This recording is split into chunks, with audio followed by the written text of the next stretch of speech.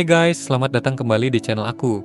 Kali ini aku lagi di kota Cirebon, tepatnya mau mengunjungi salah satu destinasi yang sangat ikonik, yaitu Keraton Kasepuhan Cirebon. Ini adalah tempat bersejarah yang menyimpan banyak cerita tentang kerajaan di masa lampau. Yuk langsung kita masuk. Untuk masuk ke Keraton Kasepuhan, tiket masuknya cukup terjangkau. Selain itu, kita juga akan dapat guide yang akan menjelaskan setiap sudut dari keraton ini. Asyik banget kan bisa sambil belajar sejarah?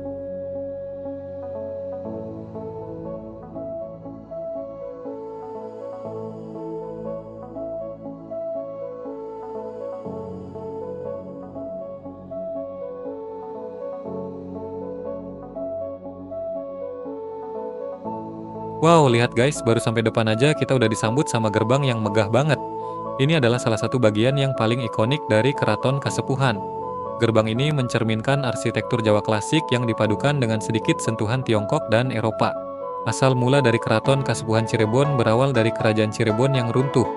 Pada saat runtuh, Kerajaan Cirebon dipimpin oleh Pangeran Rasmi atau Panembahan Ratu Kedua.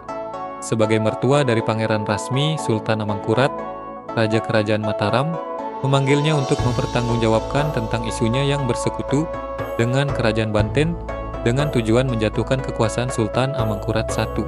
Panembahan Ratu Kedua kemudian diasingkan bersama dengan kedua putranya, yaitu Pangeran Martawijaya dan Pangeran Kartawijaya.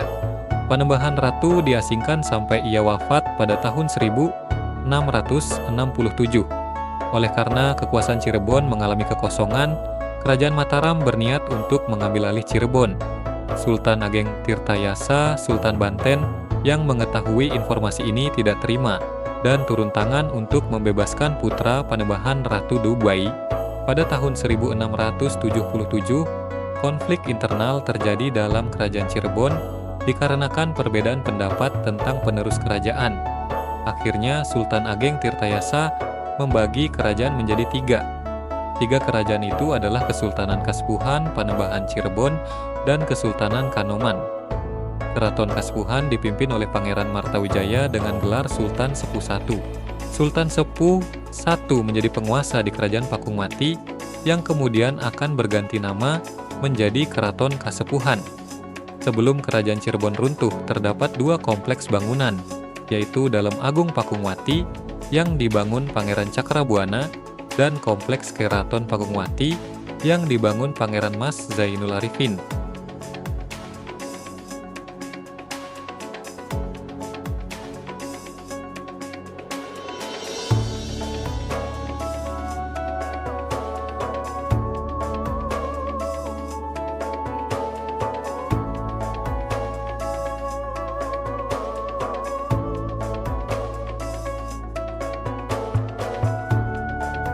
Sampai saat ini bangunan keraton masih terawat dengan sangat baik.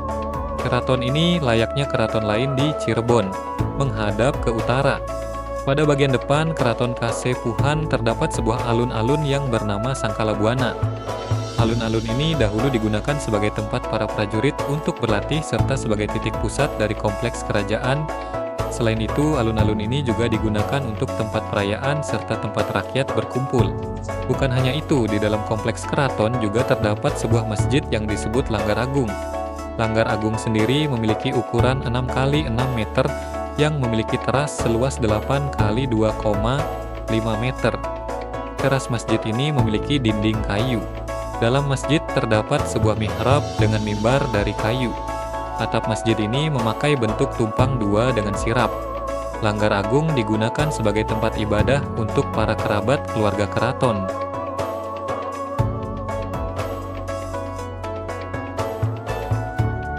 Setelah seharian berkeliling di Keraton Kasepuhan, aku jadi makin paham betapa kayanya sejarah Indonesia, khususnya di Cirebon ini. Tempat ini bukan cuma buat foto-foto aja, tapi juga tempat yang mengajarkan kita banyak hal tentang sejarah dan budaya. Jadi, buat kalian yang pengen jalan-jalan sambil belajar sejarah, aku rekomendasiin banget buat datang ke Keraton Kasepuhan Cirebon ini. Oke, sampai di sini dulu vlog kita kali ini. Jangan lupa like, share, dan subscribe buat ikutin jalan-jalan aku selanjutnya. See you guys on the next trip.